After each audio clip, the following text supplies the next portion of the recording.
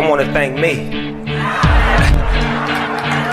I want to thank me for believing in me. I want to thank me for doing all this hard work. I want to thank me for having no days off. I want to thank me for never quitting. I want to thank me for always being a giver and trying to give more than I receive. I want to thank me for trying to do more right than wrong. I want to thank me for just being me at all times. Snoop Dogg, you a bad motherfucker, cuz.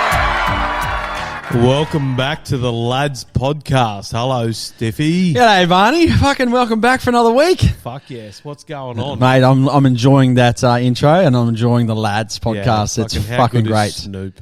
He's great. So, mate, we have our very first guest on board today. Fuck yes. This is Welcome. episode number 9 and welcome JR. G'day, boys. How are we? Everyone, this is Justin. This is a buddy of mine that I race with. Now, as you have over the last 8 episodes, I have spoken about this man a lot about the racing side of things. And it's like, well, why not get him on for the very first, I guess, guest episode? Fuck yeah. We'll have to get him a hat. Have we got hats? Well, yeah, let's just say yes. Yes. Yeah. Have we got? Here you go, JR. Take this hat. Have we got hoodies? Yes. Let's just say yes. Welcome, mate. How are you? I'm really good, mate. How's yourself? Good. Are you thirsty? Absolutely. Oh, righto. Fuck, that's the first thing we should get into. Let's crack a few tins. I'll just go to the fridge. Yeah, righto. You ready? Yep.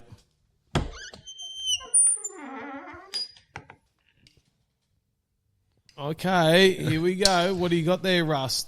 Diffie? Well, mate, I'm on the hard rater today. The old vodka, the hard rater. Here we go. Oh, that sounds That good. sounds good. What are you having, JR? We're on the JDs here, mate. JD's, right out. Let me crack mine. What are you? too. Well, hang on. What do you want? Oh, yeah. I'm going the hard solo Yeah, too. yeah, I Fuck couldn't see it. Okay. Here we go. Ooh, Yeah, he's a man that drags it out. very nice. It's I just vomited in my mouth with a burp. I tried to hold it in. Yeah, no, he's getting. You know, he sends me during the week. He sends me audio files. So you know how like I would probably message you and say, "Hey, I finished work. I'm going to the pub." Right? Yep. No. Old mate over here just sends me an audio file of him cracking a tinny. That's it. It's just an audio file. and I'm going to do it every day for 365 days a year. That's all you need to know. Correct. Yeah. Anyway, so welcome, JR. Thanks, mate. Thanks for being our guinea pig for our first guest episode. And let's talk a little bit about you. Yeah, let's do it. What's been happening? What's happening this week? What's been happening this week? Yep. Oh, quite a bit. Obviously prepping for, well, not obvious to the listeners, but obvious to yourself that I'm prepping for another drive to Alice Springs. Well, We yes. actually did not touch base on this, so we left this alone. We did, didn't we? Just for you. So Steve has told me about the story about this. Yeah. And it's a journey, like the what you have had to do to get out there and back just as a normal, and then Yep. what's actually happened. So I gave the listeners a good overview on Finke on sort of my experiences and the race, a little bit itself. Yeah. But and I guess let's talk about the race. Let's talk about that just a little bit. Finke 2024. Mm-hmm. Your third Finke. Yes. And tell me about it. Tell me about Finke 2024. What do you reckon about it? Well, I reckon it was a pretty good event. The track was a bit rougher this year, as you know. There was a bit of water, a bit of moisture, so the dust was down, but it was definitely rougher than previous years. Yeah. So I certainly wouldn't have liked to be on a bike this year. Yeah, correct. Now we little things we did differently this year was we walked prologue track that I mentioned in the previous potty. Yeah. It was helpful, wasn't it? I feel like it was a big help, and the results showed. 100%, because we this is our third Finke in the car, and the first two qualifiers weren't the best, No. or prologuing. So walking it and talking about it, 100%. That's The first couple of years, the dust has been a huge issue in the sight lap as well. correct. So it's basically been just a parade lap around, follow the leader, and barely see the car in front. So you really don't get a good gauge for the track until it's time to qualify. Mm-hmm. And then there's certainly been dust issues in qualifying. Correct. So getting to walk the track, doing the full 8K with the crew, having a good look at the lines, checking out where the puddles were, which is unheard of, I think. it definitely paid off, and we went out with more confidence than we certainly would normally have. Yeah, and we came back, obviously, when we did the prologue, we got 6 out of 50 cars, or 52? I think it was 45. Oh, 45. There you go. Yep. So that put us in a good position for race day 1. Yep. Race day 1 went... How'd it go, mate? It went really well until it didn't. And how far were we into that race? So we made a little bit of an error with car placement in the early hours of the morning when the crew dropped us off to hit the highway to head down to the Finke township. We drove the car pretty much into the staging area, which in hindsight we really should have left it in the pit area, because when it was time to gear up, climb in and strap in, we had no opportunity to circulate the pits, get any sort of warmth in the car. Yep. The engine was fine to get some engine temp in it, but the belt temp issue caught us out. So I remember sitting on the line, looking across at the temp gauge in front of yourself, and it's being like 3 degrees. Correct. Yep. I remember that too. So there's no time to wait for it to warm up at that stage. It's just go for it and see what happens. And we only got about 12 kilometres before she decided to put a leg out of bed. Yep, correct. In a big way. Kicked the big hissy fit. Yeah. Yeah. And I was actually told too that, Justin, you actually didn't get out and help Steve either. He said that you just sat in there and fucking expected him to do the whole lot himself. 100%. Fucking That's the good rules. on you too. That's I the fucking rules. like it. Yeah, well, most of the My time- car, you get out and fix the fucker. Correct. Well, I'm just sitting there doing nothing, right? So it's like, I'll get this, shall I? Yeah. Well, the mindset in that, when I've had some previous navies in the car and a particular race, the Don River Dash, which is very hard for belts. Steve and I haven't had to do a belt there, nor any other race for that matter. But when I've had other navies in the car that are less experienced mechanically, I've certainly jumped out and given them a hand. Yep. What we found was there's a lot of time busted trying to strap back in. Yep. So the mindset in that is, and it's a general sort of unspoken rule that the driver stays strapped in and settled, and the navvy gets in, and the driver helps him buckle up, and once he's got his belts on, we can get going again. We can plug helmet air and comms and the niceties, drink bottles, and all that sort of stuff. We can plug that in as we go, but once the safety gear's on, we can get going. So. Yeah. Yeah. So, if the So both of it's a us have got to speed do thing, really. So it's sort of 100%. Yeah. So- And realistically, when you're changing the belt down there's only room for one person anyway. Yep. Like you don't need 2 people out the car. No. Yeah. No. And Steve is pretty quick. It could have been quicker, but anyway, that was my first one in a rush. It was good. Yeah, given that was our first, I think we still had a bit of a system, whereas he threw me the tools, got out the car, I then got the tools sorted, passed them out through the window. Yep. When he was done with the tools, he passed them back in, I got them sorted and tucked away while he was putting belt covers back on. And that's the thing, it's all about So- systems, isn't it? Like it's sort of making Yeah. the best of a worst. Correct. 100%, yeah. The GoPro showed me out of the car for 6 minutes, which is sounds quick, but at the same time, we can do a whole lot quicker than that. I had problems with the belt itself. Normally, when that belt breaks, it's just it could just take it out, but it was actually wedged in where the back half of the belt cover was broken. It was actually wedged in there, so I had to try and whip that off. Yeah. And also the new belt that we put on was zippy tied onto the back of the cage, and we actually forgot we forgot the side cutters. We got a bit complacent with not having to do a belt before, and it was the first meeting that there was no side cutters on the car. So, so Steve had to... So I had to bust the zip ties off, which didn't take commando on it. Didn't take too much long. I just got I've the got guns a out. question. Yeah, I've got mate. a question. So that belt was obviously not warmed up. The belt on the back of the thing is obviously not warmed up. Yep. What's the difference there? Well, that's a really good question. And the belt on the back of the car also has an unknown history, as Yes. in it's been on the car, it's secondhand. And like Steve said, it cost us 6 minutes out of the car, but the true cost of what time it really, took, who knows? Because I definitely drove, 90% the rest of the way thinking we can't afford to do another belt. Yep. Mm. Yeah, so But that yeah, belt's that's a not really good warmed up. point. It's not pre-warmed or anything. No, Like, but it has same been as in a the- race, so it's actually kind of like the internal integrity of that belt was no longer stiff like a new belt is. Yeah. So it had done an unknown amount of kilometres. It might have done 200 or 300 kilometres, that belt. Yep. And as I was putting it on, I'm like, I'm probably going to be doing this belt change again in about 30 kilometres. Yeah, that was a big concern of mine. And we only had one more spare belt to go And it with didn't happen. 210 kilometres still to travel. So a lot of unknowns when you blow a belt at 12 Ks. It was kind of like it should be the opposite. We should be blowing a belt with 12 Ks to go, Yeah. not 12 Ks out of Alice Springs. Yeah. Yeah. Yeah. It's a valid point. I mean, the fact that it was on the back of the car, it might have copped a little bit of sun. Not much though. Mm. That was that time of year. Yeah, It's still not that pretty, sort of- yeah. It was still cold. 3 degrees. That's right. Yeah. Yeah. But yeah, it was certainly. I mean, maybe if I drove as hard as I did the first 12K, it would have blown. You know what I mean? Like, So were you a bit more cautious when you took off with this new second-hand The belt? second-hand belt. 100%. Yeah, definitely. Yeah. Yeah. Yeah, and that did show in our overall times. Yeah. Yeah. Yep. Oh, and fuel supply, which we'll talk about a bit too. But Yeah. yeah, so that was our first little I guess episode, issue. Yeah, I mean, the rest of the way was, I wouldn't say it was conservative, but it wasn't balls to the wall by any means. It was all about, right, we've had an issue, we've lost some time.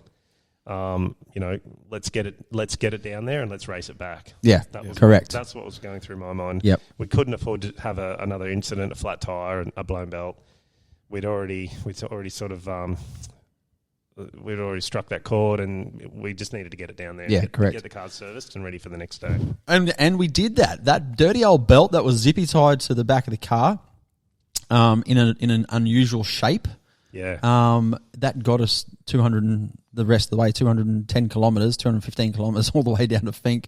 And you know what? You probably could have that same belt done the day 2 race back, but you do That's service testing the car. though. That's where sort of these big race teams have the knowledge and the data to actually test these things to the absolute limit, to the breaking point. So Yeah, and that's a good question because we always talk about our belt temperatures a lot in the car when we're driving, and we have a certain temperature that we like to hang around, and as it gets higher to that point, my voice gets louder. I'm starting to get, we're getting up there, you know. But we can't duplicate that in a test. No, it's almost Because you can impossible. go out to a back paddock, you run out of.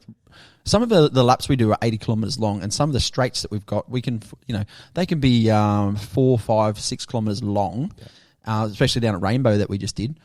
You can't just go and duplicate that in the back paddock because there's trees, there's fence posts, there's gullies, there's whatever. melon holes. So the only time you get to do a bit of testing, it's unfortunately in a race environment. Yeah, it's just years of racing, isn't it? Yep. So our belt temperature, we don't really know the extremities of what's good for our scenario with the car, things that we've got around it.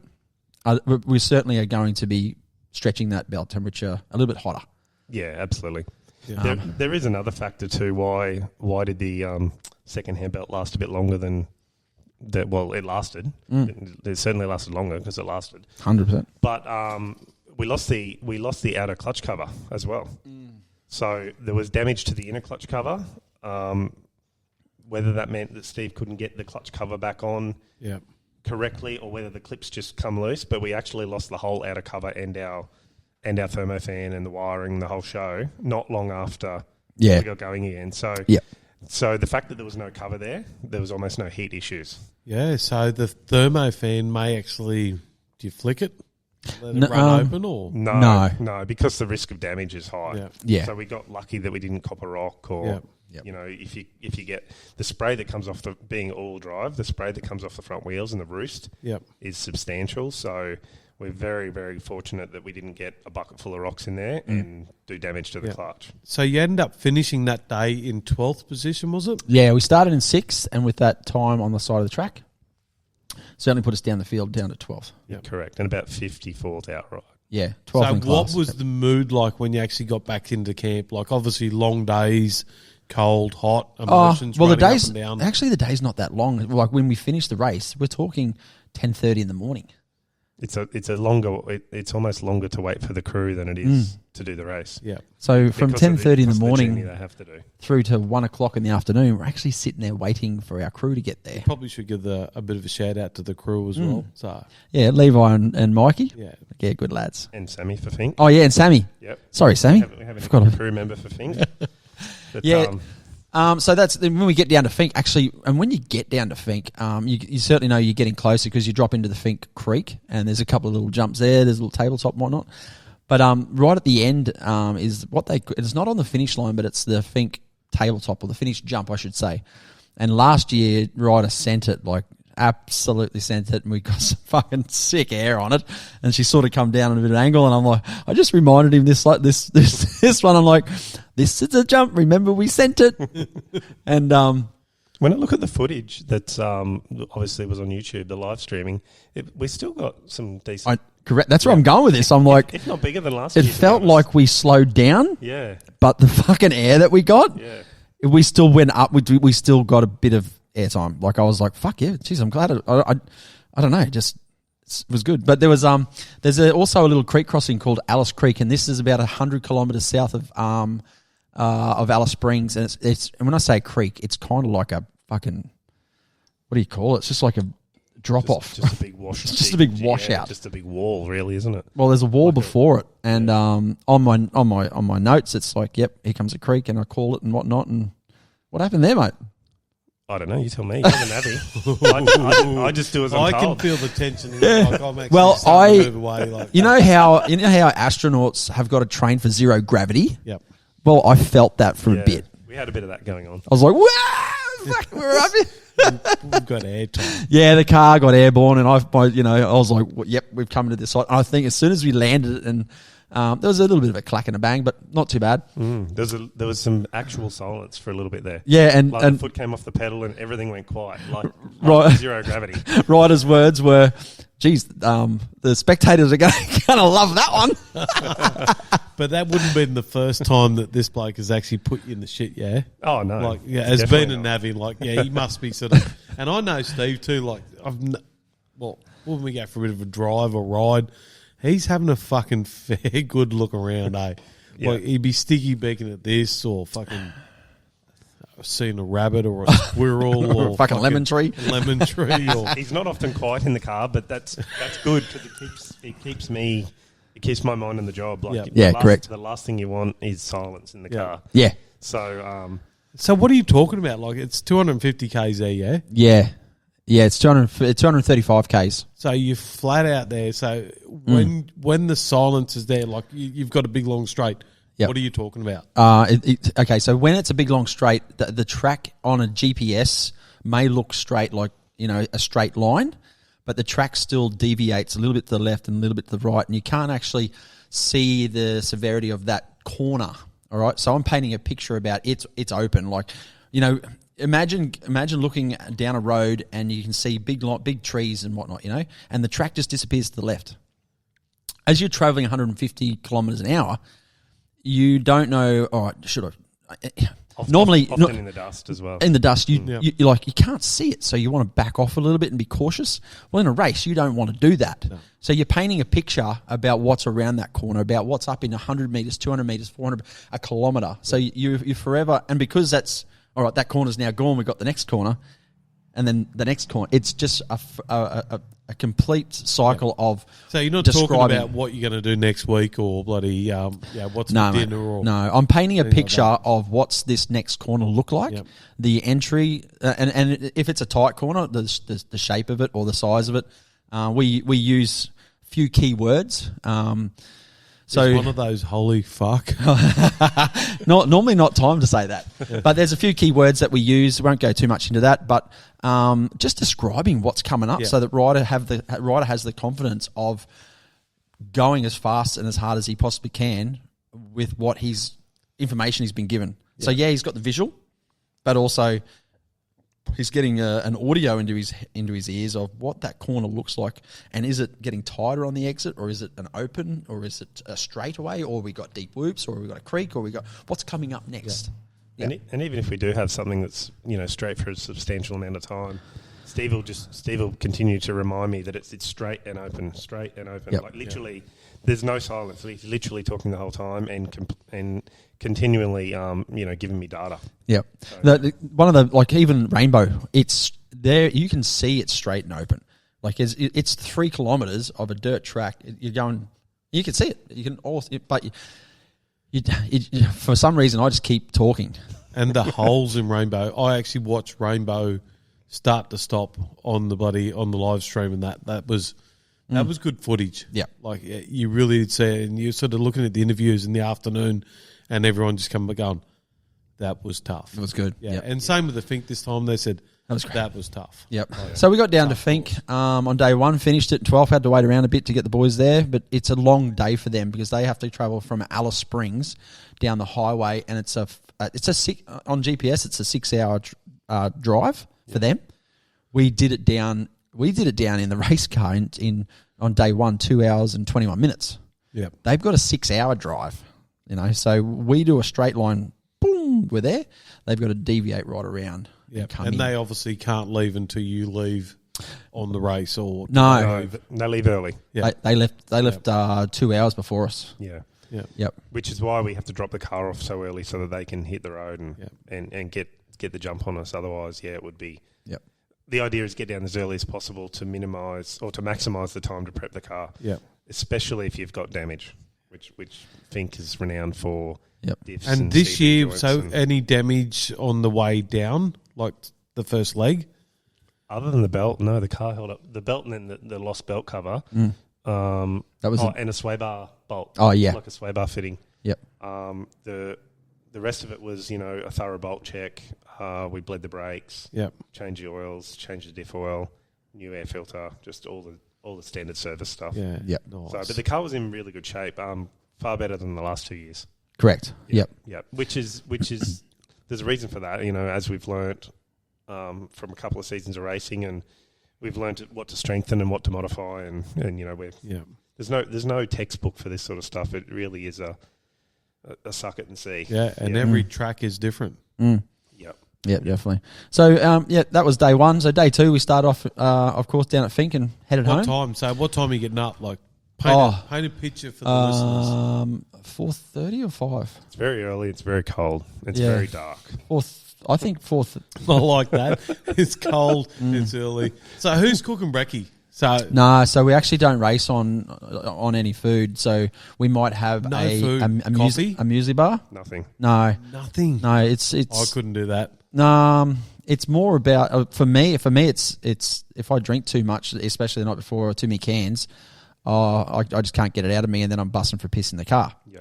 It's pretty hard on your bladder and your guts, the car. Yep. Like 220k whoops you don't want too much in there. Yep. You're hungry when you get to either end, which is what we normally pack a little bread roll, a couple of muesli bars, a couple of Gatorades, and we jam just in case the boys are a bit late when you sort of come in. Yep. Well, not only that, if we have a breakdown and we're stuck somewhere. True. So thankfully we haven't had to deal with that yet, but if we broke down anywhere along that track, we not only have to wait for the guys to get to Finke, then we need to try and make contact with them, and then they need to wait till the race is finished, come up the service road and get us. So it can be a very, very long day. 100%. Yeah, that's, so next year the aim is to take a couple more vehicles out there and send a chase car, they call it, down the service road with the trailer. Yep. So that, one, we've got tools and spares down there a bit quicker. But two, if we were unfortunate enough to have an issue, we've got a team on the inland and on the highway. Well, if you need a volunteer, I'll be happy to come along. I actually, next year or the year after, I reckon probably the 50 years of Finke. Yeah, I'd that'll actually be a big one. definitely like to be there for that. Yeah. But, I'd also like to ride the bike out there as well. So that'd be a bit of an adventure alone. But, 100%. Yeah, and day two, how'd you go? Yeah, so we get up. As I was saying, we're up pretty early. It's very cold. We geared up. We're up the top for sign on, up at the start finish line for sign on by about 6 o'clock or 5:45. Yeah, 5:45. Which in the desert, it's dark. It's cold. Cold. So we're up there. We do sign on. The crew's really good as far as they're packing the tents up and getting the bedding packed down, and they hit the road and hit the service road. Well, not the service road, but the exit road out to the highway. And we go through the sign on process, a quick driver's briefing, and then usually by 6:30 or 7 or something like that, the first car's away. Yeah. And then we're in order. I think the first 10 or 20 cars are as per their finishing time. So if the first car was a minute quicker than the second car, he's got a minute gap. Yep. And I think that it might be just the top 10 that do that. And then it goes to like minute gap and then 30-second gap. So we so we got in position. We stayed out of the car and watched the first few cars leave, and then we got geared up and got in the car and got into position on the starting grid, and we were off about 54th. And we had a pretty solid run home. So I mean, the car might have had a little bit more in it, but I was definitely more aggressive than I was the day before. And I guess the mindset was we've already had our issue. Yep. Let's race it back. What's the worst that can happen? We have another issue, and it is. Yep. And that's going to give you more data on like how hard you can push this car. 100%. So you were 12th on day one. Tell the listeners where you were at the end of day two. So, well, to back it down a little bit, the first 100 kilometres coming back home to Alice Springs, each car in front of us left a minute ahead of us. So within that first 100 kilometres, we'd already caught, I think, about 4, maybe 5 cars at that point. Yeah. So even a car that left 5 minutes before us, by 100 kilometres, a third of the way through the race, nearly halfway through the race, we'd already caught up to that car. Yeah. Yep. So JR was driving the fucking wheels off it. Yeah, we had good pace, and that's evident by the fact that we were catching dust, and then if you catch dust, you're inevitably going to catch a car. As soon as I saw the first car, I remember me saying, "Catch this fuckwit!" Yeah.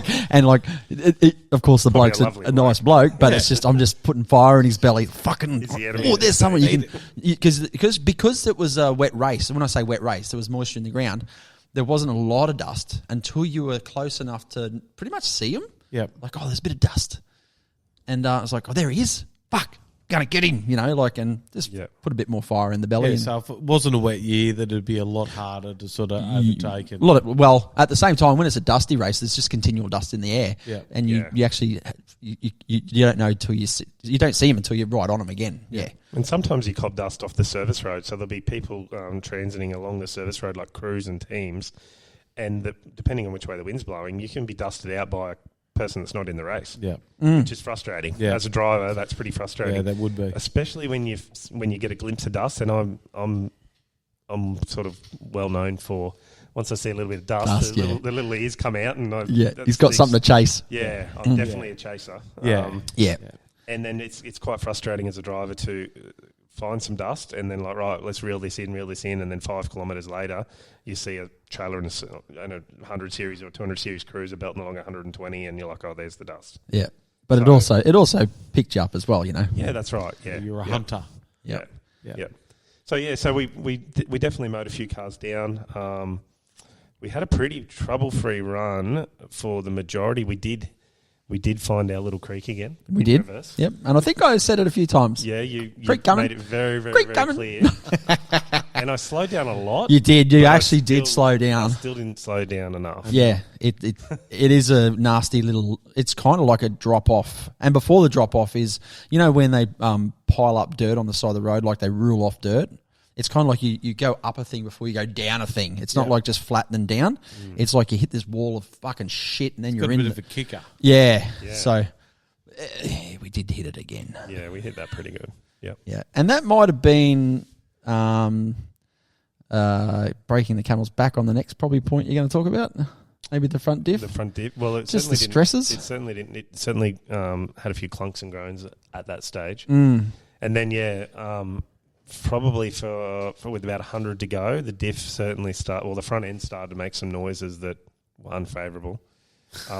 Yeah. We didn't realise at the time it was the diff. In fact, it wasn't until we got out of the car at Alice, both Steve and I thought it was the drive shafts. Like the CV shafts. Very similar to what happened at race last year at Don River, where the front CV shaft had snapped, was bashing around inside the front of the chassis, and then when the car's got airborne, it's come out and come under the chassis and jammed up, and it actually DNF'd us at Don River. Yep. So I 100% thought that's what we had. So I thought we did had I. a broken axle. We actually didn't talk about it. No. We just acknowledged that we have a problem. Yeah. Yep. And then Houston, just we have a problem. Yeah. We I said to Steve, there's something going on the front end, and he's like, "Yep, copy," and that was it. And then a few big knocks, and there were some big knocks, like someone bashing under the car with a hammer. So at this point, Steve, are you actually going, okay, we've actually got a and you're trying to keep him calm? There's or just are you no, just trying to keep yourself calm? Both, because sometimes I would go silent because I'm thinking about, like, I'm trying to call the race, right, as in my notes and stuff, but then my left hand, my brain's thinking, okay, this CV shaft's just rattling around the front end, it's about to dig into the ground and rip a wheel off and then possibly even come in through the footwell, and I've got all this going in my head, like worst case scenario. Left hand brain's going worst case scenario, right hand brain's trying to still concentrate on what I'm there to do, and so, but yeah, it's kind of this thing. If we know there's a problem, there's no point talking about the problem because there's nothing you can do about it. Yeah, we're trying not to get too excited about. I think we've done a few race meets now, and we've had all sorts of gremlins that come with racing. Yeah, we don't get too excited about it. We address it, we acknowledge it, and we try and move past Just it. focus on what we still got to do. We still and at this point we were still 80 kilometres out of Alice Springs. Like when the diff actually, that's right. When the diff. We got some bangs and crackles, like quite a few before the diff actually went. Correct. Well, like I said at the time, we didn't know it was a diff, but before it got really serious and started to grind like a coal train, like it was like a derailed train. It was terrible. And then I got it into 2-wheel drive, and then the noise sort of disappeared a bit, and obviously that's because the gears weren't churning and not being driven by the drive shaft, but. Yeah, it's funny that Steve said the same thing after about the CV shafts and the fact of coming through the floor, because there was quite a few straights there where my foot was flat on the accelerator, but my left foot, which would normally be right on the brake, was tucked up behind my knee. Yeah, because I'm waiting for the thing to come through the floor. So I'm same left brain and right brain. My right brain's got the foot planted, and my left brain's got the other foot up out of the way, ready for an explosion. We're going to see a checkered flag or Jesus. Yeah, exactly. We're going to see one or the other. And that was kind of like what we had to just, we hit a race, we're racing, and we're not stopping unless the fucking wheels fall off this thing. The only way I was stopping is if there was no option. Yeah. We're racing the clock too, so it's like we've still got 80 kilometres, 60 kilometres, 50. Every 10 kilometres is a bonnet, and you just look at it, and it's like, and I look at it and go, right, 50 to go, and then 40 to go, and then 30 to go. Like you're just counting that down, and I can actually see your smile starting to. Yeah. You can see yourself lift at about 100%. 60. The last fuel stop, or the first stop going down, or the last fuel stop coming back for the bike riders. It's 60 k's out of Alice. It's when the landscape's starting to change again. You come up over a ridge and you can see Alice in the distance. Like it's way the hell up, but you're like, fuck, you're on the home straight. So your spirits are starting to lift. Yeah, but the noises were getting louder. They always do. They're just getting louder, and it just felt like it was a long way away. So we just kept punching along. So yeah. And you were saying fuel stops for the bikes, so it's only the bikes that need to stop for fuel? Yeah. So in saying that, we've had a little bit of you've touched base a little bit about fuel. So so on day one, we finished the race. Now, I think we would have had 2 bars left, which is probably close to, I'm going to say 7 to 8 litres, maybe even a bit more. Yeah, probably a bit more. Maybe even how close to 10 accurate is this gauge? Is it actually a float gauge, or is it it's a digital gauge? Yeah, it's a digital gauge. So we get a good idea on what we've got. Yeah. Oh, that was me. Our professional. Yeah, so good. And like at 15k to go. Yeah. So we've done diffs and drive shafts in previous years, and had to come back. It wasn't. It was a drive shaft, but it was the central drive shaft that we did last year, and we did it only 80k out of Finke. So we came back 150 odd k last year in 2-wheel drive, and with 10k to go, the fuel light came on. So 15k to go. No, the previous year. Oh, sorry, yeah. The previous year, the fuel light came on, and we got it home, and it was a bit of a wake up call because I have seen cars like McNiven's car maybe 2 years prior ran out on the last corner, and they got out and pushed it across the line, literally out of fuel. Oh. So at 15k to go, when I saw that fuel light come on, it sort of come on. Well, it beeped actually.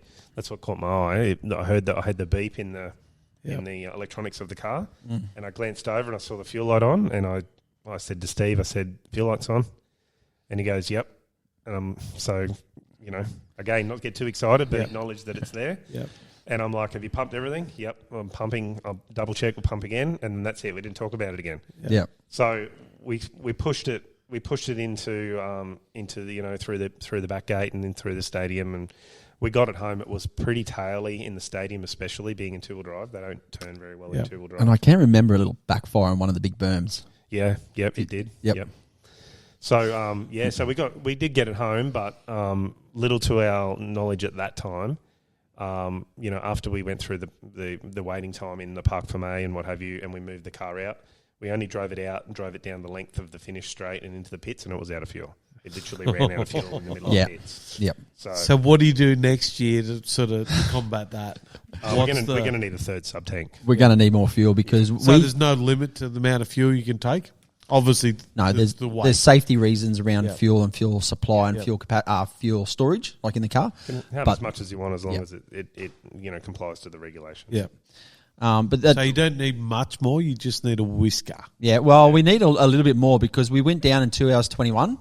And we had nearly 10 litres left, 7 or 8 litres left, right? Yeah. Because of the blown belt, we weren't up to speed. We weren't doing 100% throttle at a longer duration. Day 2, we were upper.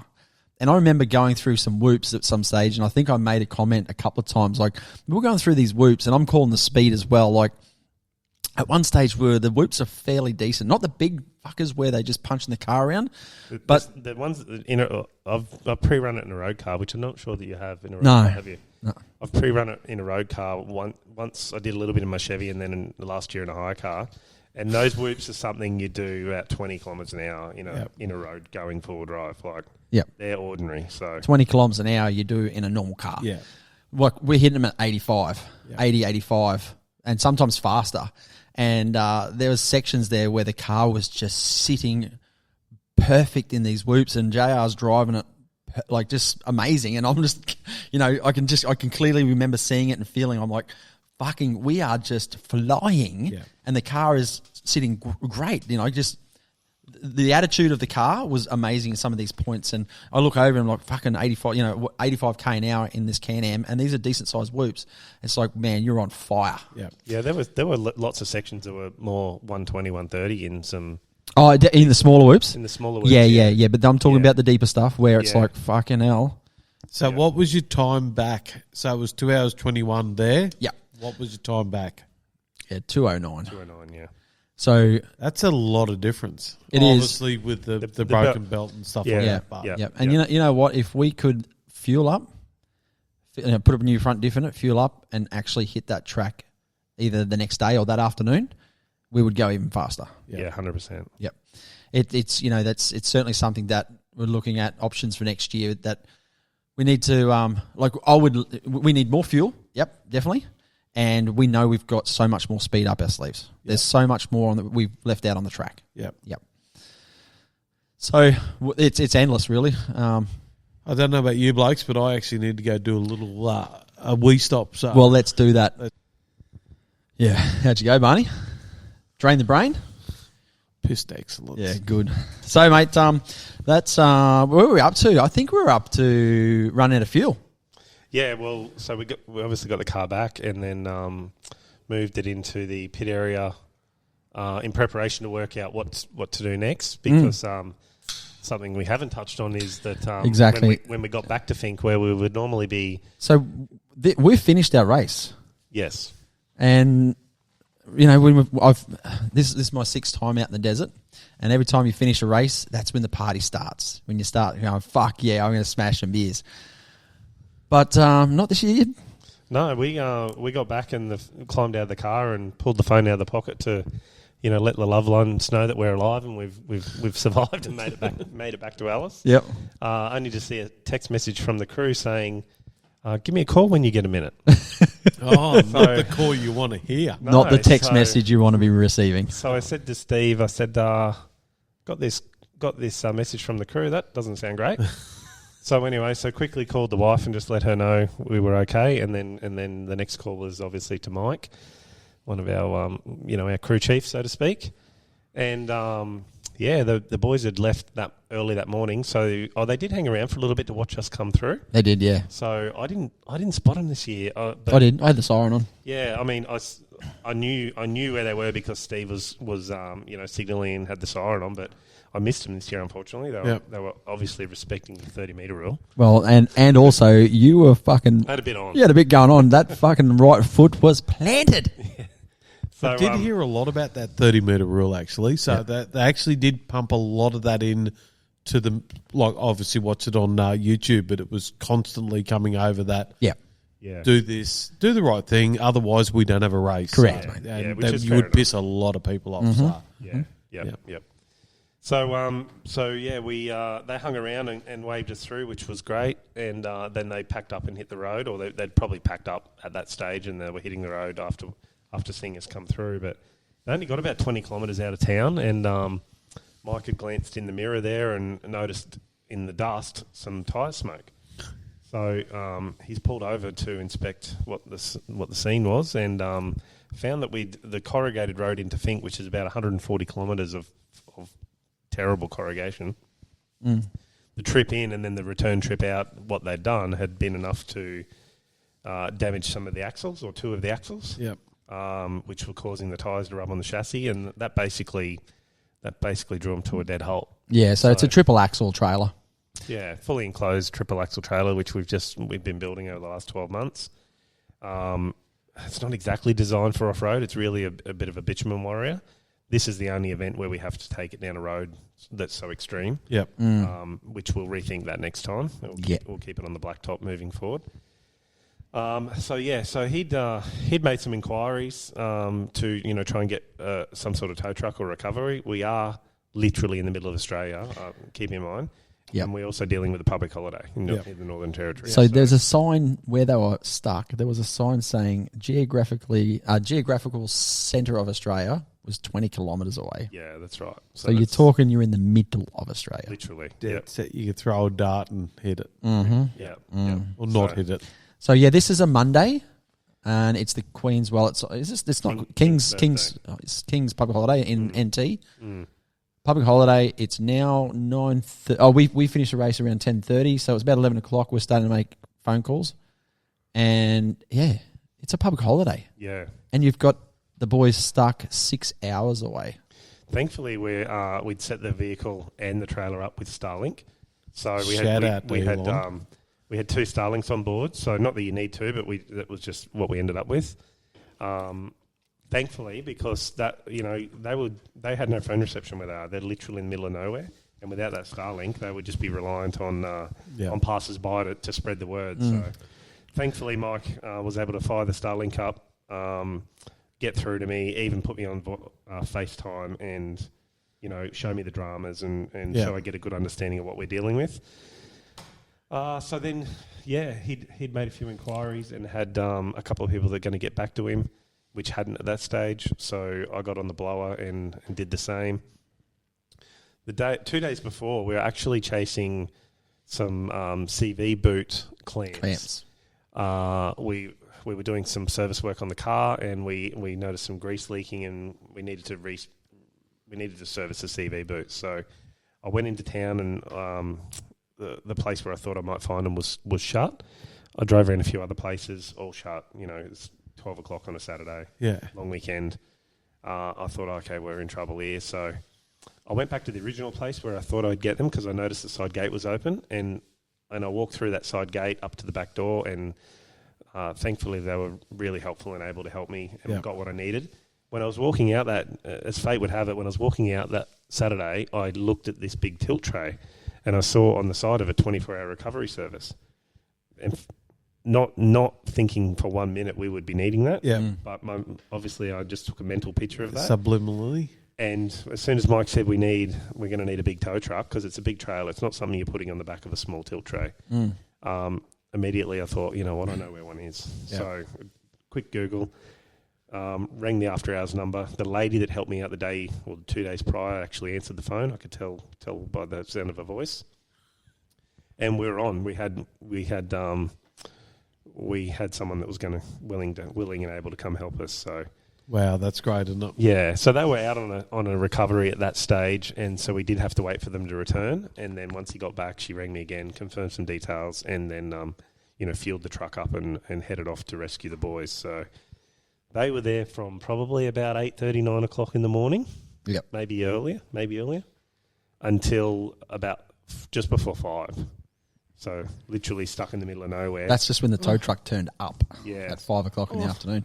So the tow truck had to go 400 odd kilometres south to retrieve them. Wow. where it So started, that's the heartbreak and the joys and the. So you've finished the race. You get this text message. You're on a high because you've finished it. Yeah. And you get this message. Yep, we're fucked. Yeah. So I mean, What do you do? Like from there, like do you go and party anyway? Because there's nothing you can do. Obviously, Justin's making all the phone calls and all the. What do you do, Stiffy? What's the the go to? We talked it through. We got the tow truck organised pretty quickly with the old love that you're speaking to. Yeah. Yep. And then we actually had, because we were waiting in the pits, we needed to get the buggy. Obviously, we finished our race. We need to get the buggy back to the showgrounds where we were camped for the week. Yeah, we're at the HQ and we've got the buggy. At that stage, we didn't know we were out of fuel. So shortly after that, we've got the buggy that's out of fuel, and we've got our race suits and our helmets and a garbage bag with 2 jumpers that we had on early in the morning because it was obviously very cold. And that's all we had, and luckily mobile phones. So, because I often don't take mine in the car, but I've started to on those bigger events. Yep. As long as we've got one, that's all we need. But at the same time, if we're both trying to do some Googling or make arrangements, it was certainly handy. So, Yeah. So once they rolled us out of there and the car ran out of fuel, that sort of created the next issue of we're like, how are we going to get back? And I'm like, oh fuck, I'll drive it. I don't give a fuck. At this stage, I'll just drive it back. So down the highway, I was willing to drive it and take the How risk. far? 10 kilometres or so. 10Ks, But we're talking on national highway. Like It's a nana. it's a big no. But at that No, stage, no. I'm like, oh, I'll just drive it. Yeah. That went out the window really quickly when it ran out of fuel. So I'd forgotten about the fuel light completely before that. So here we are. Literally, I drove it around. It's out of fuel. I rang Steve and I said, Steve had already started the rounds in the pits to see if anyone had. Like, there's 1,000 four drives and trailers there, but they all have a car that belongs on that trailer. So whilst there appears to be all this ability for people to help, they're all there to do their thing, and they got their own teams, and they got things. They got a bit going on. Yeah, they got stuff going on too. So we hit a few brick walls with people that thought they might be able to help us, but then they got to do this, they got to drop that back, and it was all getting a bit hard. But Steve managed to stumble across a guy that had a tilt tray, and he was able to help us. He went and offloaded the car. Did he have his race car on at the time? Yeah, he was loading up. He had a Queenslander State of Origin jersey on too, and I'm like, oh yeah, this lad looks all right. We'll G him up. And I approached him, and he's like, yeah, I'll just drop this one home, and I'll come back and get you. Yeah, so it turns out he was a local and a local business owner who just happened. It wasn't a tow truck company. He just has a tilt tray because I think he's got one of everything. To be honest, he's that type of guy. He's been in business in Alice for 30 years, and I think he said he owned 3 or 4 businesses, and he happened to have a tilt tray and was willing and able to help, which was really, really good. So he actually told us that he normally opens up his yard that he's got to Queenslanders on with bikes and things like that. So it was. He started telling me this. I'm like, oh well, this might be a good option. Because we, you don't want to think of worst case scenario, but it's just like, right, let's just get the car somewhere first, because we knew that the tow truck was gone at that stage to go pick the boys up, but we still had a lot of things going on about, okay, where we're going to be, what's going to happen. Let's just wait and see this guy come back with a tow truck, and we'll put the car on. So at that stage, we didn't even know where we were taking the car, but we were just happy to get it on a truck, and not drive it down a national highway. Yeah, so I actually told the guy we'll be at the front fence. Like I said, we'll come out to the front gate here. We'll just be here, and then the thing ran out of fuel. Right? So we couldn't even get the car to there. So I had to go out and sort of wave him down and say, "Hey, we're in here. We ran out of fuel."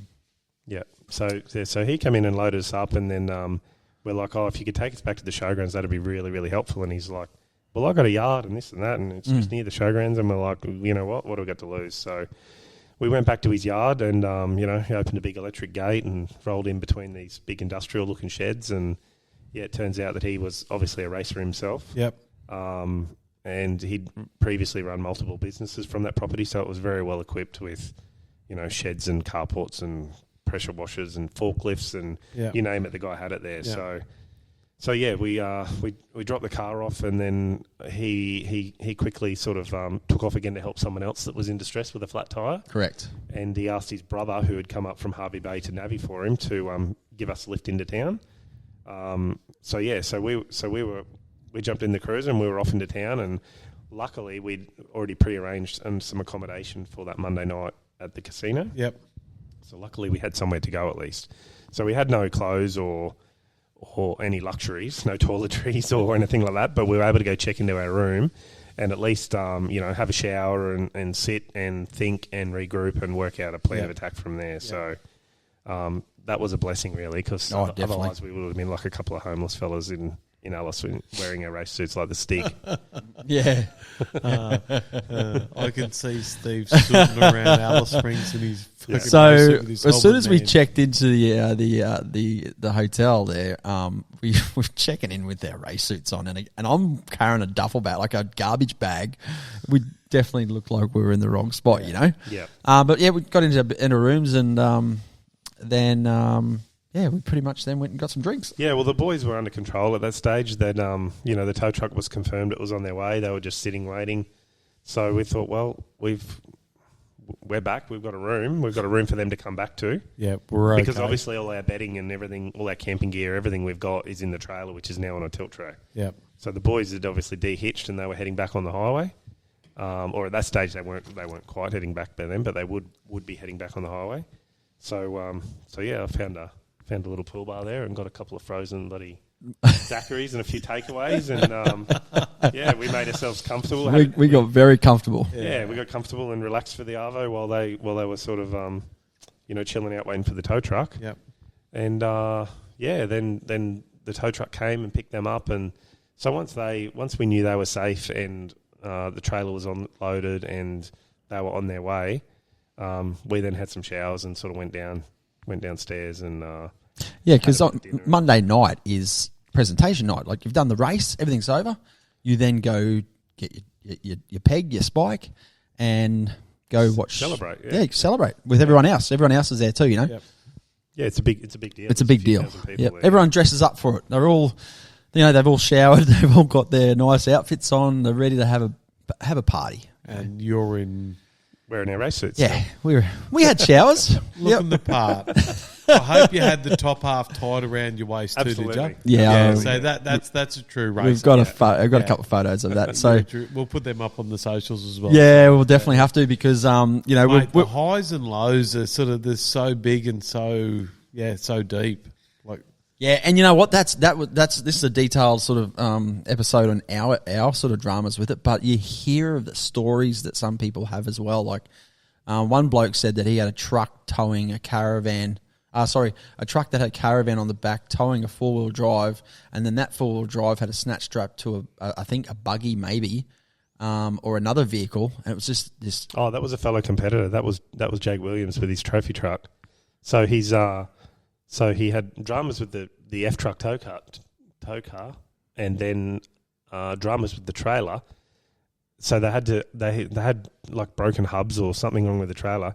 They had to unload the trophy truck and tow it with a snatch 'em strap behind, like tripled up like a road train, and they towed that back on the national highway. yeah. So that's stories though, isn't it? Like, you don't remember that, Chippy, you remember that one. Yeah. And you know what? The desert will bite you every year.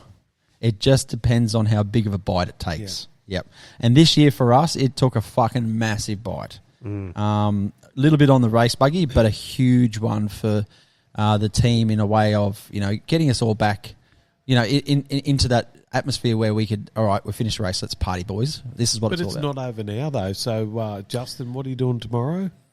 Well, so this potty, we're a month on, right? Yep. We finished the Finke Desert race a month ago. We still haven't covered what. No, so obviously the trailer's broken. Yeah, so It's at in that Alice stage- Springs with the car. At that stage of night, we went down and had some dinner, joined in the celebrations, and awaited the boys' arrival, which, they got there safely, which was great, about 11:30.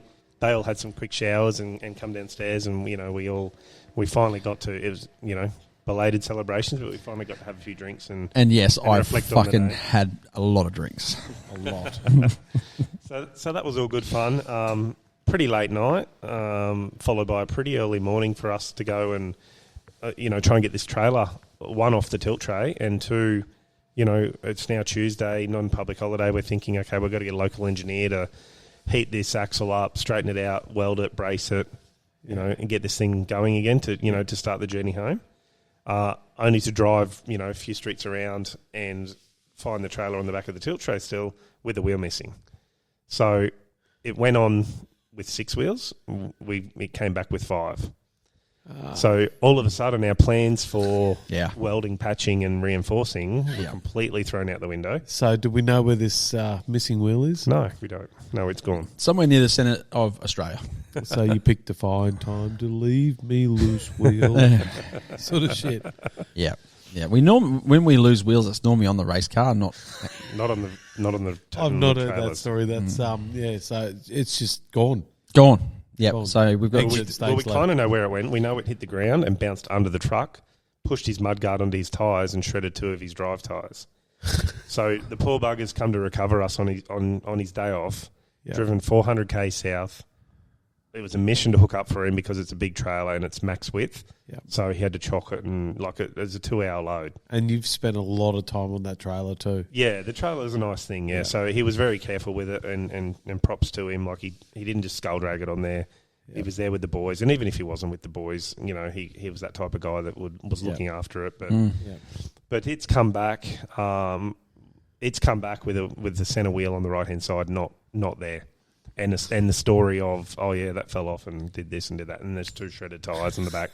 So the poor bug is at like 10 or 11 o'clock at night on the side of the highway somewhere changing 2 of his drive tyres on his truck. I feel his pain. So that wasn't ideal. So all of a sudden it went from patching it up and getting on the road to, oh shit, what next? So this is where it gets interesting. Strap in. Hold the fuck on. So, I'm hearing the story from the driver. He's relaying to me about what happened and this and that, and all of a sudden I'm just seeing dollar signs in my head because not only has he done 850k round trip on a public holiday on this massive truck, I'm now thinking I'm up for mudguard and tyre and this, and obviously my own wheel's missing. And so anyway, so we go inside and I saw the bill out, and they were pretty good actually. They were really good. It was still a lot of money, but it was reasonable for the effort. Yeah. So the next thing is we've sorted the bill out, and now what do we do with it? So back on the phone to our friend Rick. Yeah, shout out to Rick. Yeah, Rick's a good guy. Rick's a fucking legend. I've got a lot of time for Rick. So yeah, back on the phone to Rick, and hey Rick, this how we got our buggy around at your place? Any chance we could bring the trailer around? Yeah, bring it around. So around we go to Rick's, about 10 minutes drive down the road, and Rick's there to give us the handoff with it, and so then we proceed to obviously get the thing jacked up. The mindset at this stage is we can't get these things fixed locally, like components are missing at this point, let alone wheels and hubs and brake drums. And so we've got to get this thing jacked up, get the 3 axles out of it, get them in the back of the ute, and get on the drive back to Brizzy. So that's what we proceeded to do. Rick got in his forklift and helped us prop this and prop that, and he had these big I-beams that we was able to put under the chassis. And so meanwhile I'm doing all this at 8 o'clock the next morning from a 4 a.m. effort with a massive hangover. Oh yeah. Well, not a massive hangover, but I was feeling it. You were hurt. I was feeling it. It was the last thing I felt like doing. Yeah, well, shout out to you because you left me. You left me in the hotel room. Yeah. You were still counting Z's. Yeah. Oh, you didn't get up. I didn't. No, they just. Steven. So you know how he got out the car the day before? Yep. Well, this time he stayed on the lounge. Fair call too. Like, I'll teach you to sit in the car. Yeah. And I slept on the lounge because there was 2 big beds upstairs. So there's how many of us went? There's 5 of us, right? Yeah. There's 5 of us. So there's 2 in each bed. Yep. And then like you're pushing them together, or like no, they're big king size. It's like a 2 big king beds. Yeah, it's a 2-story. So 4 people can sleep decent upstairs, size, and I just went, you know what? The boys have had a hard night. I'll have the couch. So Steve and Levi were due to fly out at about 1 o'clock. So the 3 of us keeping in mind that the three of us that went in the truck were on the road crew on the drive home were going to get a patch up and hit the road. Yep. So it was only once we got there and we were able to relay back to the guys, hey, this is what's happened. And so there was nothing they could really do. You can only do so much. As in, you only so many bodies to do what we need to do. So we got the trailer jacked up and propped and axles disconnected and loaded in the back of the Chevy, and we got away about 1 o'clock, I think, from Alice. So JR left the race car and the trailer in Alice Springs. I had no choice. And had to drive away. Yep. 3 days drive home. My little baby left it out, literally out, not even in the shed, literally in his yard. And it's still there right now. As in, we're 4 weeks out, and JR's leaving tomorrow morning. Tomorrow morning. So what time are you leaving, JR? Well, I do have to wait a bit later in the day because my co-driver that's coming with me has got something on, but we're going to get away tomorrow and probably get to just to Roma tomorrow. Yep. And then big day on Sunday, we'll try and get through to Camberwell. And then big day Monday from Camberwell into Alice. Yep.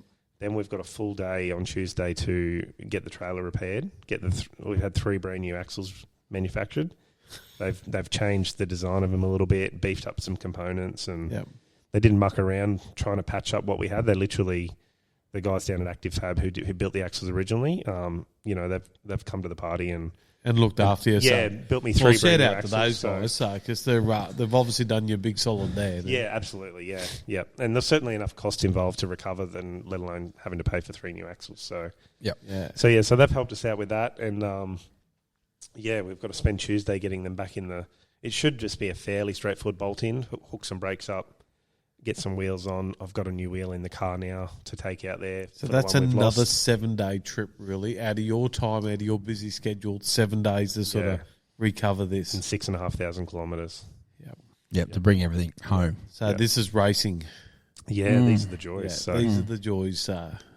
So we thought, and the reason there's a couple of reasons it's been a month since we were out there. I've had a couple of things on, my daughter's birthday and a few other things with work and what have you, but we've sort of planned leaving tomorrow around. We're going to go out and recover we're going to go out and get the trailer sorted out and recovered, rather than just turning around and driving home with our tail between our legs. We're actually going to head from Alice south down through South Australia and down to Mildura. We're going to drop the guy who's coming with me for a road companion. We're going to drop him off at Mildura so that he can get back home, and then the boys are going to fly into Mildura next Thursday. And then we're going to drive about 4 hours north from Mildura, and we're going to do the next race at Hillston in next New weekend. South Wales. Oh, nice. So we're making it a round Hillston trip. is a goer. Yeah. I'm not going. I've got too much on. Yep. So who's your navvy for Hillston? So Levi's going to jump in the car for Hillston. Yep. So he's been in the car for Adon River before. Yep. And he's getting the silly seat this time. Yeah, which is good. Definitely. So I just don't have enough time. Bit going on. Yep. Yeah, I met Levi at the Gundy 500. Correct. Yeah. Yeah, actually, that was a good yarn, wasn't it? So I took Barney. I took Barney out. There's fucking no mayo. No. At all. So I took Barney. We took 2 cars out for this trip. You were in the black Chevy. We took the caravan and the that's trailer. right. We took the caravan. We didn't have the new trailer at that point. Yeah. And we took your red car. Yep. And me and Barney went for a road trip. And then we did the whole race. And we actually got 3rd place on that race. We did, yeah. That was my first podium. That was a tough race too, by all sort of all comments. Everyone was saying it was one of the toughest. So you and Levi, like me and JR, we're out racing. We're doing our thing. Like we got a bit going on in the car. How was your day that day, Barney? Mate, it was actually pretty good. So we were watching a fair bit. So we had the Starlink as well. So we were watching a little bit, and we were watching it on the Rally Safe app as well. So So we knew exactly what you guys were doing, and there was a buggy that pulled up because we were right on the staging lanes, and there was one that come back in that went. It said on the side, it's 5 o'clock somewhere, and we went. I looked at Levi. Levi looked at me and went, fuck it, why not? There's a fridge full of piss here. So we had one. Yep. And another one. Yep. And another one. And a few more after that anyway. So by the time fucking Ryder and bloody Stiffy turned back up And Stiffy goes, "Oh, you still write drivers?" No. No. I said, Barney's fucking legless in the pits. it wasn't quite legless, but yeah, probably shouldn't have been driving. So I said, so Stiffy's had a pretty big day and then driven home. Yeah, that was good. He was a little bit off me, but yeah. Fuck him. So yeah, no, Hilston's on next weekend. Looking forward to see how the boys go, but seriously, from right now, right, like JR's got a mission, like 3 days drive out to Alice Springs, get the shit sorted out. Full day on the trailer. I got to prep the car. I got to put a diff in the car. You got to put a diff in the car, Yeah. And the head mechanic's not there, so Stiffy's sort of he can swing a smell of this lad. So and then another 2 days drive to Hilston, just to be in there, and then meet the deadline of getting there in time to do reconnaissance and start that whole race weekend You next actually weekend. have a few stories of deadlines and that too, don't you? Wasn't the last race a bit of a rush to get to the deadline? Yeah, the race, the first race of the year at Rainbow was a 23-hour drive through the night deal. I forgot about that. Which we kind of did on the way back from Finke as well to get home with the axles in the back of the car. Yeah. A few weeks ago, we pulled up on the.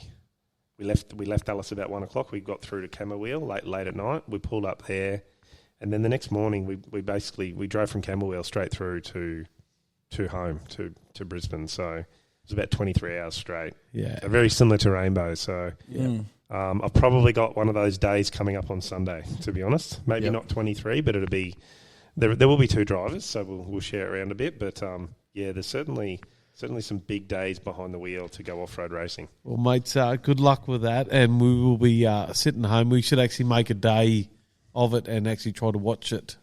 Yeah, so when the boys are actually racing, I will be like, I'll have all the time in the world, but just the Thursday and the Friday and the Saturday, I've got a bit going on here with the business, and I can't be there, but definitely be watching. And we'll make a bit of a date on that. We might have to have some brewskis and have a beer, and might even have a barbecue. We might smoke some meat or something like that. So and watch the boys. Sort that of sounds like a bloody good plan, mate. Absolutely. Because no doubt that'll be live streamed as well, being part of the ARB series, the first round. Of course, Rainbow was live streamed. So, we've got the ability to sit back and enjoy the race. I think you'll actually enjoy it because that Rainbow consumed my my whole day.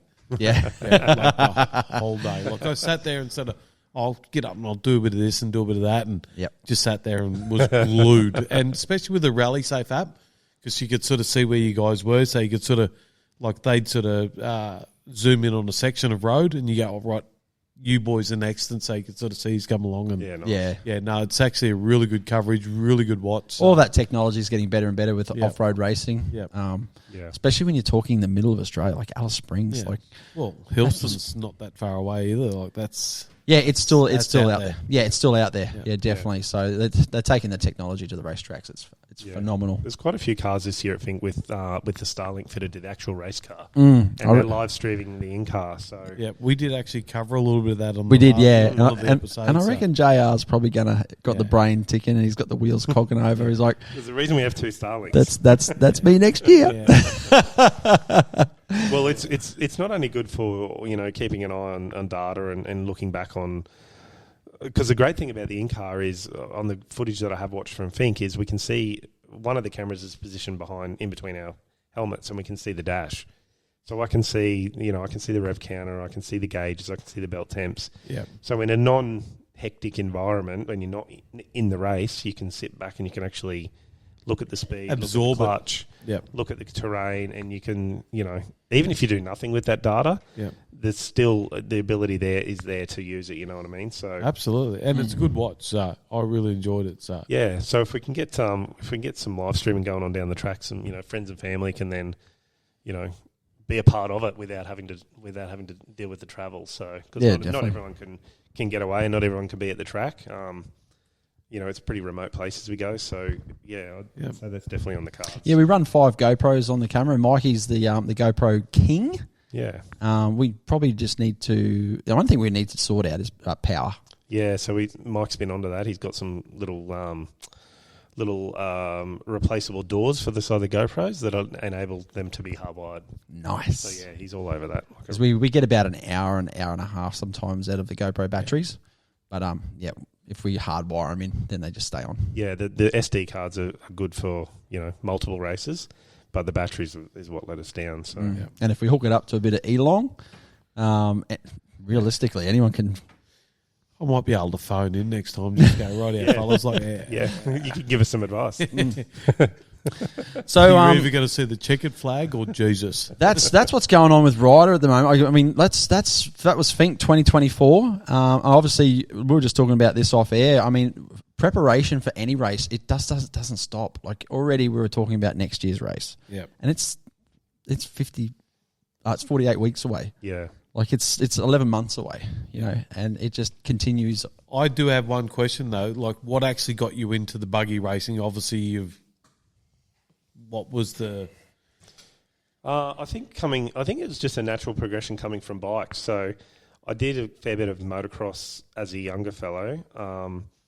Broke my ankle pretty severely when I was 19, which saw me get into some more, to four-wheeled action. So I went go-karting after the broken ankle. I literally sold the bikes and got a go-kart with my leg still in plaster. And the day the plaster was cut off, I was literally at Days Park at the Gold Coast at the kart track there on crutches and like passing the crutches to my girlfriend like in the cart, still with a bung ankle. I couldn't walk, but I was already karting. So we did that for probably 4 or 5 years until my son was of age to start riding a bike himself. And then we got Sammy on a bike, and then the next 10 or 12 years after that were all about him and his racing. Yep. And then when he turned senior and, decided to, had to get a job and a girlfriend and all that sort of stuff. And As we do. And, get on with life. That was my opportunity to, get some time back to myself. And having just been in motorsport from the get-go, the buggy was a natural progression. Yeah. Yeah. So with age comes the cage. Yeah, absolutely. As they say. Yeah. Yep. Yeah. I still enjoy riding the bike, but not at a competitive level. I'm a classified trail rider for sure these days. So, but as far as the off road scene goes, it's literally just like a bike, but you're in a seat and with a cage and a decent seat belt, and the injury, the thrills there without the injuries. Yeah. No, I've definitely only been out with you guys once, and you all seem like you have a really great team, good atmosphere, and everyone seems to be enjoying themselves. So, Yeah, definitely. Yeah, no, it's a great crew. And obviously we touched base a little bit about the car itself. Let's talk about the car. What is it from your words? So our car is a Can-Am X3, and it's a 900cc turbocharged Rotax engine, which is essentially like a jet ski engine, essentially. Yep. So there's kind of 2 or 3 main brands that would race in our class. Can-Am and Polaris being the main ones. There's some Yamahas that dabble in the lower classes, and there's a Honda here or there that get around. So, but Can-Am and Polaris are definitely the leaders in that field, and so it's it's a class. We race the Class 6 side-by-side Pro, and it starts off as a production recreational type vehicle. Yeah, so let's touch a little bit before. So before you built this car, obviously you bought it in the mindset of building it to the to the state you're in now. Yeah, it was always it was purchased to build into a race car. Correct. Yeah, and the first time you drove it was before you obviously built it into a race car. Yeah. So that was back many moons ago now. Yeah, about 2018, I think it was. When you first started. Yeah. Yep. So we bought the car, we took it for a couple of drives, and then decided to pull it down and turn it into a race car. So that takes... We were right at the forefront of the sport sort of gaining momentum back then.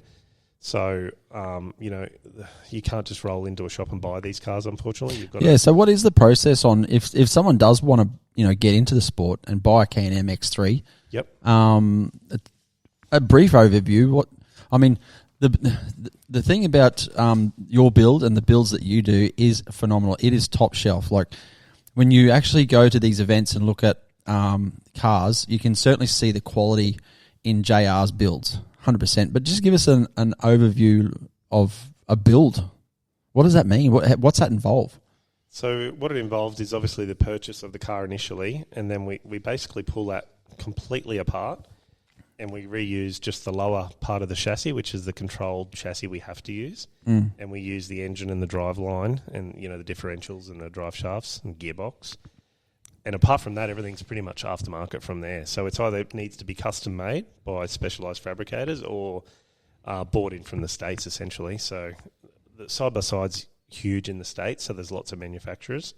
We can't run some of the stuff that they're allowed to run there, but the things we can run, we obviously try and bring in the right equipment, you know, the right arms and the right shocks and clutch setups, and we try and bring in the right gear to give us a strong, reliable build. And yeah, there's plenty of cars out there that have got all similar components, but there's just maybe not as much love when they're put together. So the attention to detail. The attention to detail, yeah. So I like, you know, I'm sort of a cabinet maker, shop fitter by trade, so I'm used to dealing with intricate detail and you know, and providing a top shelf result. So I don't take, you know, there's no and that difference does with show with the car. Oh, 100%. Yeah, I've seen it. It's Yeah, spectacular. the finished, you know, JR's got the ability to look in the future. Like, this is what I want my car to look like, and then work back with the steps back of going, right, this is a vision I have, or this is what I want to get to, and be able to actually make that happen.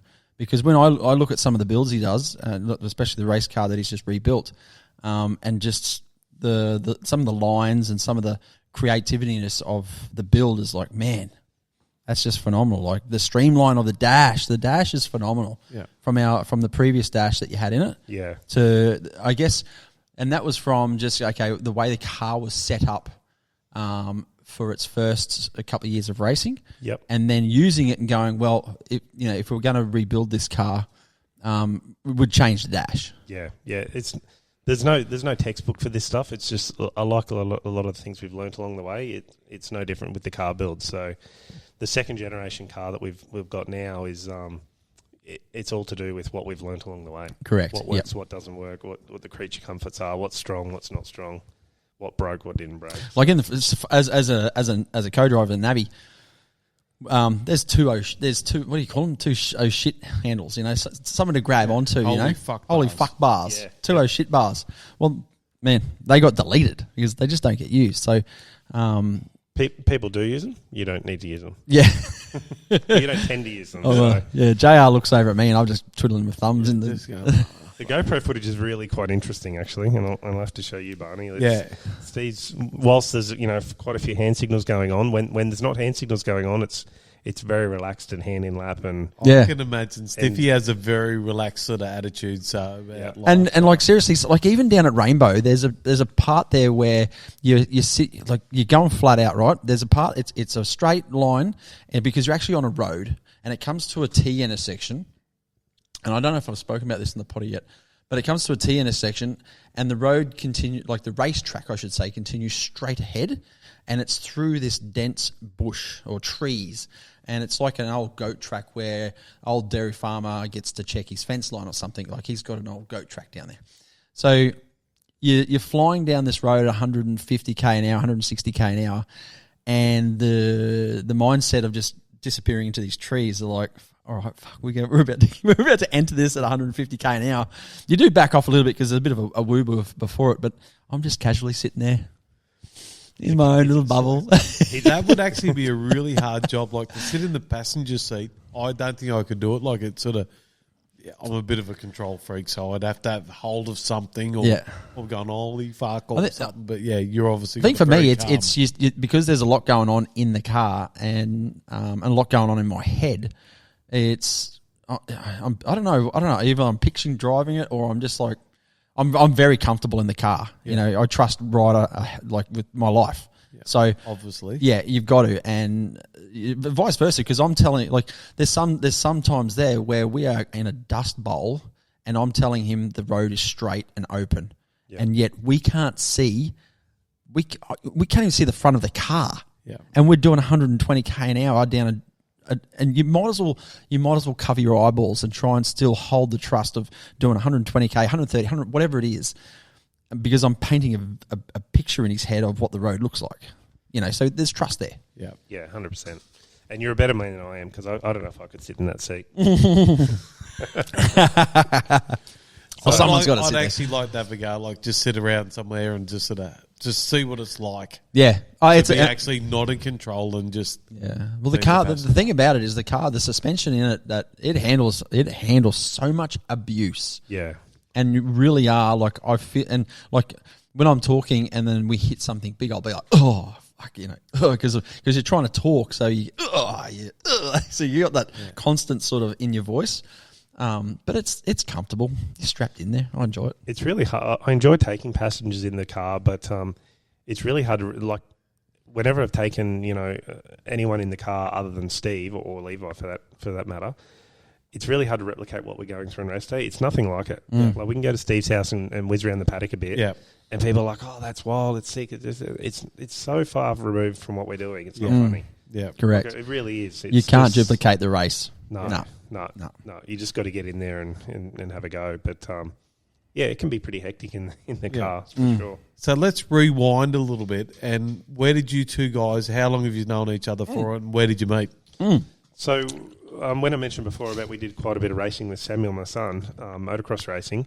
So we met Steve back when he had the Jimbo motorcycle shop. Yep. And we were sponsored by a Northside Yamaha shop at the time, but we lived at Jimboomba, so obviously we would grab the local tube, a bit of air filter oil or tube or whatever. We do our main orders through our main contact, but we'd go in the shop and got to know Steve and the crew there. So. And that just progressed into the natural progression of, we eventually started to, deal locally, and Steve was able to help Sammy out with some. Yeah, so we both had businesses. We both had businesses in Jimboomba. Yeah, that's true. That's where your business kicked off from as well. Yeah, true. And it was just around the corner, and Sammy was riding bikes, and so we used to sell bikes and buy bikes, and it's through the motorcycle industry. For sure. Yeah, we're sitting here right now in a motorcycle shop, doing a potty, And that's the same way I've met you guys too. Like it was correct through Steve. Yeah. It was through the bikes through and the horse world, but we met through the bike world. But that you got to turn the clock back. Yeah. 2000 and got to be 15 years or more. Maybe more. I'm thinking 2008, 2009. So that's probably going to put us back to around that. Yep. So that's probably where it sort of kicked off. It's been a while. Yep. Yep. And we go riding. I'm not going to say where we go riding, but we go riding on a certain sand facility occasionally, which is good. And we get into a bit of strife. Similar to Fraser. Not as far as Fraser. It's quite a big sand pit, is it? Yeah, it's a big sand pit. Yeah. Good rides. World's largest or not? Oh, well, Fraser is. Yeah. No, this one's... Oh, you got another sand pit. Yeah, there's another sand pit. This one's more local. Right. Yeah. So, anyway... I'm not but saying anything about this, that's the bike world. So we've known each other for a long time, and common interests and similar personalities, and we've become good friends and really good teammates. So So I shows. because I did the Finke back in 2015 was my first Finke, and I think that sort of sparked up a bit of interest with you as well. Like they were like, oh, that's on because you rang me one day, and this is going back 2016 or 17. You're like, are you thinking what I'm thinking? I think I sent you a photo of my buggy when I first bought it in 2017. Yeah. And then I literally, I said, are you thinking what I'm thinking? Are you thinking? And I'm my ears back then, I'm just went, oh, yeah, fuck, yeah. Dude, when are we doing it? There's some merch in that. Are you thinking what I'm thinking? Yeah. Fucking oath there is. Yeah. There's definitely some merch in that. So, 100%. Yeah, so that and that sparked him getting the car built, it took a while to build that first car. Not only was it hard to find the right people and the knowledge, but I kind of got the car nearly ready for I think 2018, maybe 2019. I think the car was nearly ready. I didn't quite make it, and then I literally pulled a blanket over it and focused on my house for 18 months. Did renovations and pool and shed and all that stuff. So the car was needed a week's worth of work and it was ready to race, but it sat idle for nearly 2 years. Yeah. So, but got all the housework done, so to speak. Family's happy, everyone's set up. So then it was time to finish the race car, and then that's what's proceeded in the last sort of 3 seasons of racing. So definitely. So, but then like I said, we built the car pretty early when the sport was evolving. So. It was the first generation of the car was definitely a leader in design and components and what have you, because I looked at a lot of stuff in the US and basically just created a whole, Pinterest board of pictures and ideas and designs, and together with a mate who's a fabricator, we built what was considered to be one of the best cars. And 100%, and still is. Still is. Yep. And then now we've got the second generation of that, really. So I get a buzz out of it when we go to big events like a Finke, and you're all lined up on the night of Friday night of scrutineering, and all the buggies are in the same place, and all the cars, all the side by sides, and you really get to see the detail that JR puts into his cars, and you get the compliments and the remarks from not only general public but the people that are in the industry. They are coming up going, holy fuck, look at this thing. Yeah. Like how the hell, what the fuck, how did you... Sometimes they are like just me, I'm just gobsmacked on trying to explain it, because until you see the design work that he's put into it, the fabrication work and behind the scenes and the vision that he has for the builds, it's next level. It is generations ahead of some of our competitors, It's a lot of work that, some people are not willing to put in the hours or and it's a lot of cost as well. But like everything I do, I try and do as much as I can myself to, not only do I like doing it, but I try and minimise the costs. Yeah. So, on this latest generation, I teamed up with another mate who's, got some pretty handy equipment with laser cutters and that sort of stuff and folders and benders, and sort of took my imagination and my skill sets from being, in the timber industry, and it just goes hand in hand with, with what he can do. So, So together we've built this new generation of car, and it certainly gets some reviews and a lot of compliments. Yeah, nice. So and I tend to and Fink's a good example of with the cars on display. I tend to just stand back a little bit and just let people look and touch and feel, but. Steve almost inevitably gets his ear chewed off the whole night. But everyone wanted to talk about the car, and I don't really like sort of fluffing anyone up about it. I just well, the people that I do enjoy them looking at it and a smile on their face. Or you see them looking at a detail, and you see little pennies drop in their head of what maybe they can do to their car or for their build. So I enjoy that. So where's this leading to? So like, what's your future goals with the car? There's been multiple thoughts of, do we... The general progression in off-road seems to be starting side by side and, work your way up to a bigger Class 10 car or a pro car or a trophy truck. Or I don't think that's where we are going to head. I think we're pretty happy in the class we're in. Yep. What I have seen of the guys that have stepped up is, they've got a big V8 and, they beat their chest about, how big and loud their car is, and we often still go quicker than them. So for me, I kind of enjoy being not the battler, but I kind of enjoy being the little car that beats the big cars. Yeah. You know what I mean? Yep. And there was quite a few of those trophy trucks that didn't finish.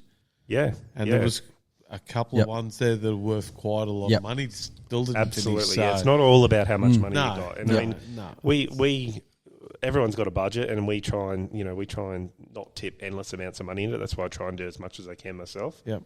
But there is some serious money still being spent. But yeah, I think we're going to stay. I can see us staying in the side by side class.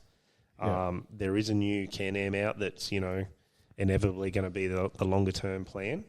But our current generation of car is good for a couple of years. And actually, I need to correct myself, because we've talked about this in other potties. We've talked about the X3 and then the Maverick. I've actually referred to JR's car as a Maverick because we talked off air. It is a Maverick X3. But the new style, the Maverick R. The Maverick R. Yeah, with that new funny. Yeah. So in previous potties, I've kind of said, I think maybe I didn't say Maverick R. Maybe I just said Maverick. Yeah. Anyway, there's no doubt that that's where we'll end up. But I'm not in huge rush. I've just finished a pretty comprehensive build. I've just finished 12 months of every night and every weekend on the race trailer. I have definitely heard and I definitely want to see. You've seen some photos, trailer. Yeah. This race trailer sounds good. Yeah. So whilst it's broken and mending at the moment, thankfully there's no actual damage. Like, there was a cracked axle, but it didn't lose the wheel and rip the side out of it, so we bolt these axles in, put the wheels back on, and we're good to go again. So. Well, mate, we can't wait to actually hear how you go at Hilston and actually the journey out there. So, obviously, there'll be a few little tales and sort of to get there. inevitably. To get to Hillston. Correct. Every race that I speak to Stephen about, it's always. It's not just about the race. It's the adventure getting there. The adventure getting there. Correctly. It's the that, stories behind the then, scene. Yeah, like 3 minutes before before you can get before you clock in or Yep.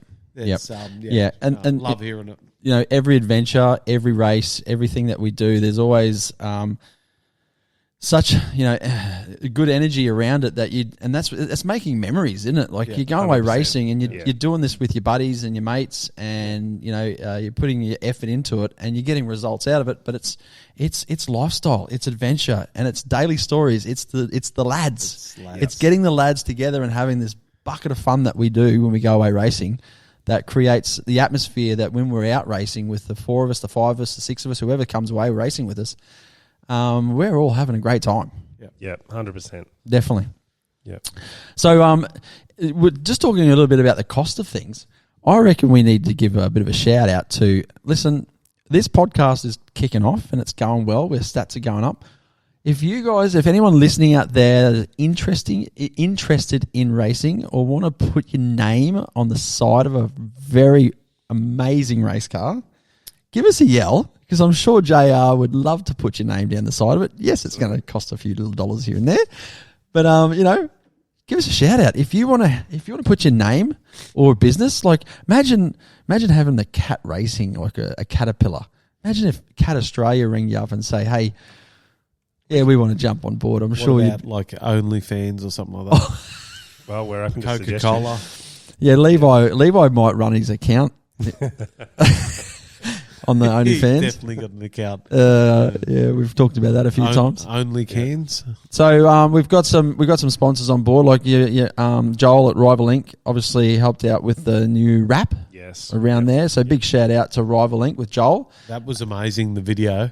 Yeah, he's done a fantastic job. Really, really good. So No, he's 100%. He's But I'm sure you won't knock back a deal or two with having someone's name on the side there one day. No, well, hopefully, the sport does get whilst it might not be on, on the nightly news every night, it certainly gets a fair bit of YouTube airtime, and the scrutineering events where the cars are nice and clean and well presented are certainly well televised, and there's some good opportunities there. Definitely right. And with technology, like with social media these days, social media is a bigger means of advertising than any news event on Channel 9 or Channel 7 at 6 o'clock. Yeah. So social media is the way to go for any type of that. So I'm just going to give a shout out. If any big companies want to get on board with your name, Coca-Cola. give us a buzz. I'll put you onto JR and we can put your name on the side of the car for sure. Pepsi. Yeah, maybe. Coca-Cola. Yeah. Who knows? Definitely. All of the above. Righto. Well, I reckon we're going to have to call this quits soon because we're already a fair way into an hour and a half, which is a great potty. It's gone very quick again. Which, that's just what happens when you get a bunch of lads together and have a good old yarn. Well, can we get you back on JR after Hilson? Because I'd actually like to hear the journey up to back out to the Springs and then back down to Hilson. Listen, I think JR is going to be one of the guys that are frequently on the podcast over the next 6 months, 12 months, 2 years. He'll be back on the airwaves for sure. Yeah, whilst we're racing, there's no doubt there are going to be some stories to be had. Exactly. So Finke 2024 certainly was a success. We've come home in 4th place again. And you know what? We've only got the little 1%ers to improve on, because even when I was thinking about before when you were talking about times and where we came and whatnot, when you look at split times between where the fast cars are, or the person that came first, the splits far out, we are right there. Yeah. When you're talking the split times over a 60-kilometre range and they're only a minute down the track or a minute and a half, over 60, it's their little 1%ers that we just need to. Yep. These are there. We're there. Yep. So 2025, I think 2025 hopefully doesn't hurt us as much as this trip. Like the desert's always going to bite. This year was a big bite. Next year, I hope we bite back. Yep, absolutely. Mm-hmm. So, mate, JR, thank you very much for coming in.